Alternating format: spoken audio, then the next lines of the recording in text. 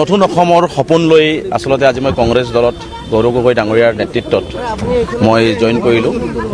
আজি অসম প্ৰদেশ কংগ্ৰেছৰ মাননীয় সভাপতি গৌৰৱ গগৈ ডাঙৰীয়াই যিদৰে এখন নতুন অসমৰ সপোন দেখিছে, বৰ অসমৰ সপোন দেখিছে, আত্মনিৰ্ভৰশীল এখন অসমৰ সপোন দেখিছে, সকলো জাতি জনগোষ্ঠীৰ সমন্বয়ন সমবিকাশ আৰু সমমৰ্যাদাৰ এখন অসমৰ সপোন দেখিছে।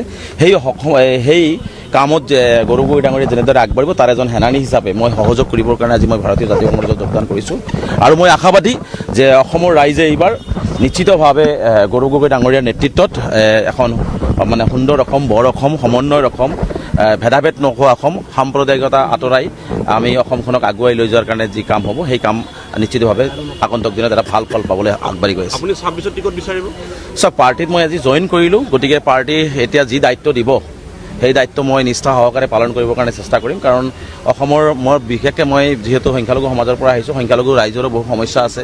এই সমস্যাখিনি মই পাৰ্টিৰ মাজত কিভাৱে সুন্দৰভাৱে আজি ভূমিৰ সমস্যা আছে, আজি চৰৰ মাটিৰ পট্টাৰ সমস্যা আছে, স্কুল কলেজৰ সমস্যা আছে, নাগৰিকত্বৰ সমস্যা আছে, বহু সমস্যা আছে। এই কথা বাৰ্তাবিলাক নিশ্চিতভাৱে মই পাৰ্টিৰ মাজত সুন্দৰভাৱে তুলি ধৰাৰ চেষ্টা কৰিম।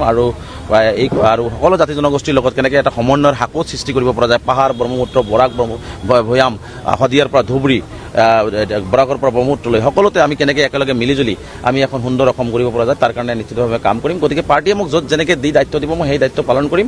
আমি এটাই লক্ষ্য লৈ আহিছোঁ যে অসমখনৰ পৰা হিমন্ত বিশ্ব শৰ্মা ডাঙৰীয়াৰ যি সাম্প্ৰদায়িক নীতি, ভয় আৰু শংকাৰে মানুহক যি ধৰণে আতংকিত কৰি পেলাই মানুহক অন্যায় আৰু অত্যাচাৰ কৰি আছে, অসমখন ধ্বংস কৰি আছে, নাগপুৰৰ ওচৰত অসমখন বিক্ৰী কৰি দি আছে, পুঁজিপতিৰ হাতত আঁঠু লৈছে।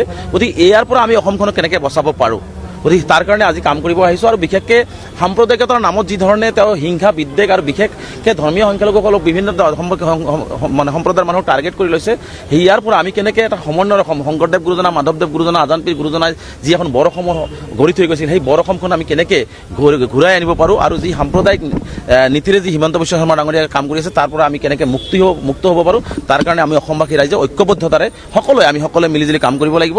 গতিকে মই আজি জইন কৰিছোঁ। আজি পাৰ্টিৰ সভাপতি ডাঙৰীয়া বা পাৰ্টিয়ে যি দায়িত্ব দিব মই পালন নিশ্চিতভাৱে নিষ্ঠাৰে কৰিম। গতিকে মই অসমৰ সকলো ৰাইজৰ সহায় সহযোগিতা বিচাৰিছোঁ, মই আপোনালোকৰ সহায় সহযোগিতা বিচাৰিছোঁ, পৰামৰ্শ বিচাৰিছোঁ, সমালোচনাও বিচাৰিছোঁ। আগন্তুক দিনবিলাকত বিশেষকৈ মোক আপোনালোকে সহায় সহযোগ পৰামৰ্শ দিব, গঠনমূলক সমালোচনা কৰিব, যাতে মই অসমখনৰ হৈ কাম কৰিব পাৰোঁ।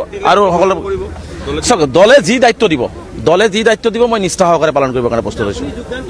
বিদ্ৰোহৰ সৃষ্টি হৈছে চাওক, এতিয়ালৈকে মই একো গম পোৱা নাই কোনে বিৰোধ কৰিছে, কোনে কি কৰা নাই, সেইটো পাৰ্টিয়ে গম পাব। কিন্তু মই সকলোৰে অধিকাৰ আছে ৰাজনৈতিকভাৱে অংশগ্ৰহণ কৰা, ৰাজনৈতিক মঞ্চখনত অংশগ্ৰহণ কৰাৰ এটা অধিকাৰ আছে, এইটো এটা গণতন্ত্ৰৰ পৰম্পৰা। গতিকে মই সেই হেতুকে পাৰ্টি সভাপতি ডাঙৰীয়াৰ লগত মই কথা বাৰ্তা পাতিছোঁ। গতিকে আৰু মই জইন কৰাৰ দিনা আজি ডেট দিছে, মই জইন কৰিছোঁ। গতিকে কোনে বিৰোধ কৰিছে, কৰা নাই, মই যিহেতু আজি কংগ্ৰেছৰ এজন নিষ্ঠাৱান কৰ্মী হিচাপে কাম কৰিবৰ কাৰণে আহিছোঁ। গতিকে ইয়াত মই ভাবোঁ যে কোনো বিৰোধৰ কথা থাকিব নালাগে।